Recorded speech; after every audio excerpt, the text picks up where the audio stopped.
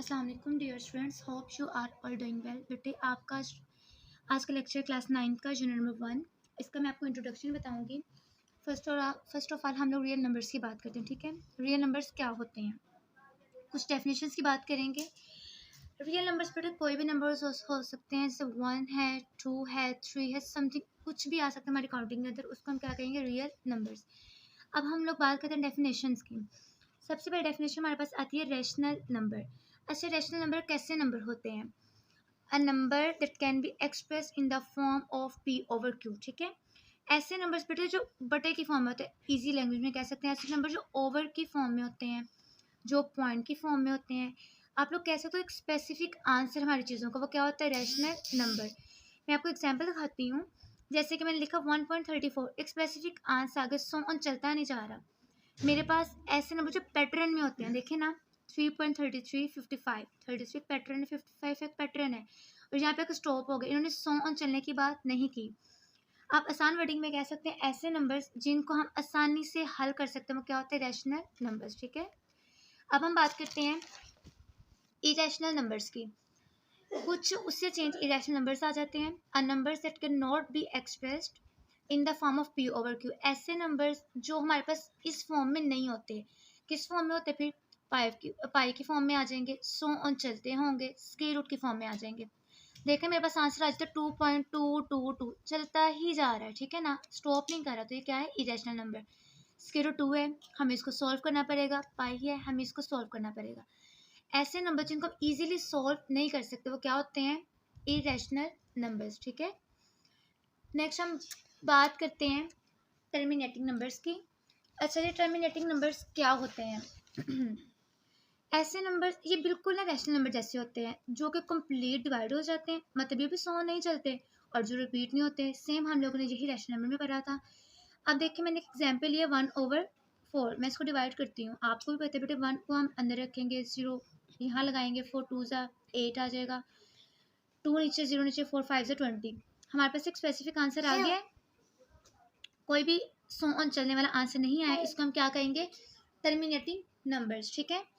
ऐसे नंबर जो मुकम्मल डिवाइड हो जाते हैं और जो रिपीट नहीं होते, ऐसे नंबर्स को हम क्या कहते हैं, टर्मिनेटिंग नंबर्स, ठीक है। अब हम लोग नॉन टर्मिनेटिंग नंबर्स की बात करते हैं। ऐसे नंबर जो 100 ऑन चलते जाते हैं, जैसे हमने इरेशनल नंबर की बात की, वैसे ही नॉन टर्मिनेटिंग नंबर है जो 100 ऑन चल रहे हैं और जो बार बार रिपीट हो रहे हैं। आपके सामने 3 बार बार रिपीट हो रहा है और 100 ऑन चल भी रहा है, तो ऐसे नंबर्स को हम क्या कहेंगे, नॉन टर्मिनेटिंग नंबर्स। ऐसे नंबर जो रिपीट हों और जो जो हमें कोई परफेक्ट आंसर ना दे, वो क्या होंगे, नॉन टर्मिनेटिंग नंबर्स। इसके बाद बेटे हम प्रॉपर्टीज़ की बात करते हैं रियल नंबर्स की। हम लोग अभी एडिटिव प्रॉपर्टीज़ की बात करेंगे, ठीक है। इसमें 3 आएंगे, एडिटिव आएगी, मल्टीप्लिकेटिव आएगी, ठीक है। फर्स्ट ऑफ ऑल एडिटिव की बात करते हैं, इसमें आएगी क्लोजर प्रॉपर्टी। ऐसे हमें लिखा हुआ है A B belongs to real number. मेरे पास आपने कोई भी नंबर हो, उनका आंसर रियल नंबर आए। मैंने आपको बताया रियल नंबर क्या है, कोई भी काउंटिंग का डिजिट, उसे हम क्या कहेंगे, रियल नंबर्स। कहते हैं हम लोग दो नंबर्स को ऐड करें, उसका आंसर क्या है, रियल नंबर, तो वो क्या प्रॉपर्टी होगी, क्लोजर, ठीक है। जैसे मैंने 4+2 किया, आंसर क्या आया 6, तो मेरे पास कौन सी प्रॉपर्टी आ गई, क्लियर। नेक्स्ट मैं बात करती हूँ एसोसिएटिव प्रॉपर्टी की, ठीक है। अच्छा, इसमें क्या है, हम लोग पहले बी और सी को ऐड करें, फिर भी वही चीज़ आएगी, बाद में एक साथ प्लस कर दें। यहाँ पहले ए और बी को प्लस करें और बाद में सी के साथ प्लस करें, फिर भी वही आंसर आएगा, कोई चेंजिंग नहीं आ रही। तो ऐसे नंबर्स जो लास्ट में आंसर सेम दें, वो कौन सी प्रॉपर्टी होगी, एसोसिएटिव, ठीक है।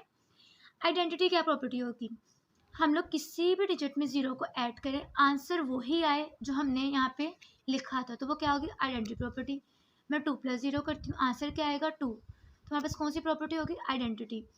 इस तरह इन्वर्स की बात करते हैं। अच्छा, इन्वर्स होता क्या है, मेरे पास एक चीज़ पॉजिटिव में है, मैं उसको उल्ट करके उसको लिखूंगी नेगेटिव में, ठीक है। ये क्या होगा, इन्वर्स। जैसे मैंने कोई एग्जाम्पल भी दिया है, ए प्लस में है, मैं उसको ऐड कर दूंगी एक -a, तो आंसर हमारे पास -a ऐड कर दूंगी, दोनों कट हो गए, आंसर क्या आ गया, 0। यहाँ पे आइडेंटिटी इन्वर्स क्या था, -a, ठीक है। नेक्स्ट हम मल्टीप्लिकेटिव की बात करते हैं। अच्छा, ये वाली प्रॉपर्टीज बिल्कुल इसकी जैसी हैं, सिर्फ इसमें मल्टीप्लिकेशन का साइन आ जाएगा। First of all closure property है, ए और बी को मल्टीप्लाई करें, आंसर आए रियल नंबर, तो रियल नंबर ही आ रहा है, 2 और 3 को मल्टीप्लाई किया, ठीक है। अगली आ जाएगी कम्यूटेटिव प्रॉपर्टी, जिसमें हम लोग दो चीज़ों की बात कर रहे हैं, ओके। जैसे मैंने ए और बी को मल्टीप्लाई किया, 2 × 3, आंसर क्या आया 6। मैंने फिर बी और ए को मल्टीप्लाई किया, 3 मल्टीप्लाई 2, आंसर वही आ रहा है, हालांकि मैंने अरेंजमेंट्स चेंज की हैं। तो ये क्या है, कम्यूटेटिव प्रॉपर्टी। एसोसिएटिव में हम लोग 3 चीज़ों की बात करेंगे, ए बी और सी। पहले बी और सी को मल्टीप्लाई करेंगे, उसको फिर 2 ए के साथ, आंसर फिर भी वही आएगा। इसको भी सॉल्व करें, आंसर फिर भी वही आएगा, लेकिन सिर्फ चेंज के इसमें हम लोग 3 चीज़ों की बात करें, इसमें हम लोग 2 चीज़ों की बात करें, ठीक है। नेक्स्ट हम बात करेंगे आइडेंटिटी की। आइडेंटिटी वही चीज़ आ जाएगी, मैं बी को मल्टीप्लाई करूँगी 1 के साथ, आंसर क्या आएगा, बी। मैं सी को मल्टीप्लाई करूँगी 1 के साथ, आंसर क्या आएगा, सी। ऐसी चीज़ जो हमें सेम आंसर दे, मल्टीप्लाई हमने 1 के साथ करनी है, आंसर हमें क्या दे, बिल्कुल सेम दे, वो क्या होगी, आइडेंटिटी प्रॉपर्टी। आगे हम बात करते हैं इनवर्स प्रॉपर्टी की। अच्छा जी, इनवर्स मैंने पिछली बात की थी, चीज़ प्लस में हो माइनस में हो जाएगी, चीज़ मल्टीप्लाई में हो डिवीजन में हो जाएगी। मेरे पास यहाँ पे ए था, मैंने इसका इनवर्स लिया, वो क्या आ गया, 1/a। बिकॉज जिसके नीचे कुछ नहीं होता उसके नीचे क्या होता है, 1। यहाँ इनवर्स लिया, उसका उल्ट 1/a, ए से कैंसर, आंसर क्या आ गया, 1। फॉर एग्जाम्पल मेरे पास क्वेश्चन है 7, मैं इसका इनवर्स क्या लूँगी, 1/7, आंसर क्या आएगा, 1। नेक्स्ट हम लोग बात करते हैं बेटा डिस्ट्रीब्यूटिव प्रॉपर्टीज़ की, ठीक है। डिस्ट्रीब्यूटेड प्रॉपर्टीज़ कैसी होती हैं, ऐसा जी, यहाँ पे लिखा हुआ है ए बी प्लस सी, इसमें हम लोग मल्टीप्लिकेशन की बात भी करेंगे और एडिशन की बात भी करेंगे, ठीक है। हम लोगों के पास ना मैथ का रूल होता है, चीज़ अगर बाहर है ना, कोई सानी तो चीज़ मल्टीप्लाई हो रही होती है। हम लोग ए को बी के साथ मल्टीप्लाई कर देंगे, ए को सी के साथ, लेफ्ट वाले को लेफ्ट चीज़ पे मल्टीप्लाई कर देंगे, सेम है नीचे, यहाँ प्लस या माइनस, बिल्कुल वही चीज़ है।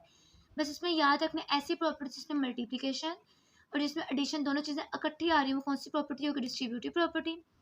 जिसमें मल्टीप्लाई 1 से कर रहे होंगे आइडेंटिटी, जिसमें डिवीजन कर रहे होंगे इनवर्स, जिसमें 3 चीज़ें आ जाएंगी एसोसिएटिव, जिसमें 2 चीज़ें आ जाएंगी कम्यूटेटिव, ठीक है।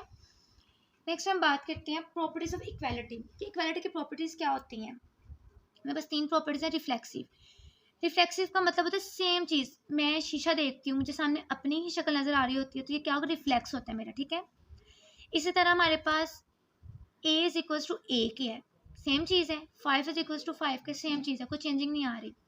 ऐसी चीज़ें तो एक दूसरे के सामने सेम होती हैं, क्या होती है, रिफ्लेक्सिव।